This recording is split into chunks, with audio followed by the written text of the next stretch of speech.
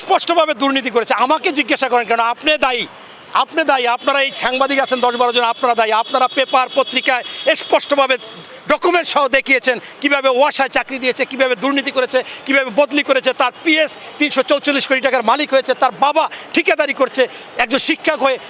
আর সবচেয়ে বড় কথা হচ্ছে আঙ্গুল ফুলে কলা গাছ হইতো আগে, এখন তাল গাছ হয় কেন? কলা গাছটা কিছু সময়।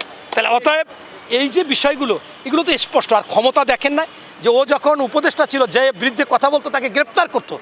আমি আমার অধিকার, যে বৈষম্যর জন্য এই আপনার শেখ হাসিনা পালিয়ে গেল, সেইখানে যেই ওখানে মিছিল নামাইতো তাকে গ্রেপ্তার করতো, তাকে পিটাইতো, তার বাড়িঘর সব শেষ করে দিত, জায়গা জমি দখল করে ফেলেছে। অ্যান্ড বাংলাদেশের মানুষ মনে হয় আসিফ মাহমুদের কথা শুনে চোদনা হয়ে গেছে। কীরকম?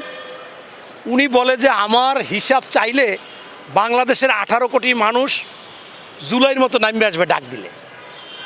আরে আসিফ মাহমুদ, তুমি এবং তোমার গুরুরা জামাত, এবি পার্টি, তোমাকে 11 দল, তুমি যেহেতু সেই দলে আসো, তো সেই যাকে নিয়ে তোমরা খুব একটু লাপাও সেটা হচ্ছে আমাদের শহীদ আপনার ওসমান হাদি। সেই ওসমান হাদি বলছিল যে এই জুলাইকে নষ্ট করে শেষ করে দিয়েছে, ধ্বংস করে দিয়েছে। আজকে আর জুলাইয়ের প্রতি মানুষের আস্থা নাই, বিশ্বাস নাই, ভালোবাসা নাই। সেইটা করেছে জামাত এবং এই এনসিপি বা এনসিপির আগে যারা ওই ইতে গেছে, উপদেষ্টা হিসেবে গেছে। সেইখানে মূলত বলতে চাইছে আসিফ মাহমুদ, তোমাকে, তুমি দুর্নীতি করেছো, তুমি চাকরি দিয়েছো, তুমি ওয়াসাকে লোক নিয়োগ দিয়েছো, সর্বত্র পোস্টিং করেছো, যা কিছু অপরাধ করেছো তুমি এবং নাহিদ এরাই করেছো, এবং হয়তোবা জামাতের বুদ্ধি নিয়ে করেছো, তাদের লোকজন বিভিন্ন জায়গায় নিয়েছো। তুমি কিভাবে বলো তোমার পিএস শেখ হাসিনা ভারতে বসে বলছে কি বলে না জানি না, কেউ বানাইতেও পারে, বলছে যে আমি আর কি দুর্নীতিবাজ, 16 বছরে আমার পিয়ন 400 কোটি টাকা ইনকাম করছে, আর 3 মাসের মধ্যে আসিফ মাহমুদের পিএস 344 কোটি টাকা করছে। দুর্নীতিবাজ কি পরিমাণ, আমার চাইতে 1000 গুণ বেশি। অতএব তুমি সেইটাকে এড়াই যেতে পারো না। তোমরা যে কলঙ্কিত করেছো এটা শহীদ ওসমান হাদি স্পষ্টভাবে বলে গেছে। এবং আমার কাছে হাসি লাগে, আবার লজ্জাও লাগে। এরা ইসলাম বলে, এরা কত জ্ঞানী বলে, কত কিছু বলে, যে হাদি ম্যাক্সিমাম বক্তব্যে জামাতকে বলতো যে তারা স্বাধীনতা সার্বভৌমত্ব ধ্বংস করতে চায়, তারা স্বাধীনতা বিরোধী ছিল, তারা এইটা ছিল। আবার এই এনসিপিকে বলছে, এই জুলাই আন্দোলনে যারা ওখানে গেছে তাদেরকে বলছে তোমরা জুলাইকে ধ্বংস করে দিচ্ছ। তাকে ইস্যু করে তাকে নিয়ে তোমরা মব সৃষ্টি করো, তাকে নিয়ে আবার অনেক কথা বলে। কিভাবে বলে আমি জানি না, যা এটা কীরকম সম্ভব, এটা লজ্জাজনক। আর আমার কাছে মনে হয় যে এদের আসলে নির্লজ্জতা। এটা এদের আগে শুনতাম যে আওয়ামী লীগের লজ্জায় প্রিজারভেটিভ দেওয়া ছিল, ওনাদের লজ্জায় মনে হয় প্রিজারভেটিভও দেওয়া। এখন জুতো পিটা করলে ওনাদের লজ্জা যাবে না, কারণ হাদিকে নিয়ে ওনারা তো কিছু বলার মতো ওনাদের রাইট নেই। হাদি একমাত্র বলতো যে শহীদ প্রেসিডেন্ট জিয়াউর রহমানের আদর্শ আমি বাস্তবায়ন করতে চাই, বেগম খালেদা জিয়ার আদর্শ বাস্তবায়ন করতে চাই, এবং সেই ধরনেরই কথাবার্তা উনি বলতো। তো যাই হোক, আমি স্পষ্টভাবে বলি যে এই যে আপনার কেরাজন নাম ওই উপদেষ্টা আসিফ মাহমুদ প্রথম যে কথাটা বলেছে, এইটা মানুষ একেবারে বাংলাদেশে মনে করছে সবাই বোকা, গরু ছাগল আর ওইলে সবচাইতে বোঝে, এইটা মনে করছে। পরবর্তীতে দেখছে যে সারা সামাজিক মাধ্যমে বিভিন্ন জায়গায় ঝড় উঠছে, ওঠার পরে বলে যে আমি আমার ব্যাংক হিসাব আমি নিজেই আমি দিব। বাবা, তোমার নিজের দেওয়া লাগবে না, ইতিমধ্যে 3 দিনের মধ্যে সব জায়গায় পাবে এনে, তুমি এই কথা বইলা আর কিছু ঢাকার চেষ্টা করে না। এগুলো মানুষ বুঝে গেছে এবং স্পষ্টভাবে আসবে। তবে আমি আপনার মাধ্যমে আমাদের মাননীয় প্রধানমন্ত্রী তারেক রহমান সহ সংশ্লিষ্ট সকল মন্ত্রীকে বলবো যে আপনারা বিএনপি হোক, জামাত হোক, আওয়ামী লীগ হোক, যেই হোক, এই যে 1.5 বছরে যে সমস্ত চাঁদাবাজ, এরপর মনে করেন দখল, এরপর দুর্নীতি, বদলি বাণিজ্য, চাকরি বাণিজ্য, এইগুলো হয়েছে, মব সৃষ্টি, তাদের কঠিন বিচার করুন, সে যেই হোক। দেখবেন যে তাইলে আপনি একেবারে টুনির মতো সোজা হয়ে যাইবে এই জামাত, এবং তারাই এইটার মধ্যে পড়বে বেশি, এই এনসিপি, এবং এরাই পড়বে। এইটা করা উচিত, করলে ভালো হবে। সেখানে যদি বিএনপিও পড়বে, তাদেরও বিচার করতে হবে। স্পষ্টভাবে দুর্নীতি করেছে। আমাকে জিজ্ঞাসা করেন কেন? আপনি দায়ী, আপনারা এই সাংবাদিক আছেন 10-12 জন, আপনারা দায়ী। আপনারা পেপার পত্রিকায় স্পষ্টভাবে ডকুমেন্ট সহ দেখিয়েছেন কীভাবে ওয়াসায় চাকরি দিয়েছে, কীভাবে দুর্নীতি করেছে, কীভাবে বদলি করেছে, তার পিএস 344 কোটি টাকার মালিক হয়েছে, তার বাবা ঠিকাদারি করছে একজন শিক্ষক হয়ে। আর সবচেয়ে বড় কথা হচ্ছে আঙ্গুল ফুলে কলা গাছ হইতো আগে, এখন তাল গাছ হয় কেন? কলা গাছটা কিছু সময়। তাহলে অতএব এই যে বিষয়গুলো এগুলো তো স্পষ্ট। আর ক্ষমতা দেখেন না যে ও যখন উপদেষ্টা ছিল, যে বিরুদ্ধে কথা বলতো তাকে গ্রেপ্তার করতো। আমি আমার অধিকার যে বৈষম্যর জন্য এই আপনার শেখ হাসিনা পালিয়ে গেল, সেইখানে যেই ওখানে মিছিল নামাইতো তাকে গ্রেপ্তার করতো, তাকে পিটাইতো, তার বাড়িঘর সব শেষ করে দিত, জায়গা জমি দখল করে ফেলেছে। এটাও তো দুর্নীতি। অতএব সে দুর্নীতি। আমি আবারও বলি, একটু আগে বলেছি আপনি শুনেন নাই, আমি বলছি আমি মাননীয় প্রধানমন্ত্রী এবং সংশ্লিষ্ট সকলকে বলতে চাই, এই 18 মাসে যত দুর্নীতি, মব সৃষ্টি এবং আপনার দখলবাজ, চাঁদাবাজ হয়েছে, এদের সকলকে বিচারের আওতায় আনতে হবে। তাহলে এই বাংলাদেশে এই অগণতান্ত্রিক মব সৃষ্টি আর হবে না। এই মব সৃষ্টি যারা করেছে তাদের সকলের বিচার আওতায় আনতেছি। ওসমান হাদি বলেছিল যে ওই 71 সালকে ওই খুনি হাসিনা, শেখ হাসিনা, সে পুঁজি করে, আওয়ামী লীগ পুঁজি করে এই চেতনা বিক্রি করেছে। আর জামাত আর এই এনসিপি আপনার এই জুলাই আন্দোলনকে পুঁজি করে তারা এগুলো করতে চাচ্ছে। এগুলো চলতে দেওয়া যাবে না।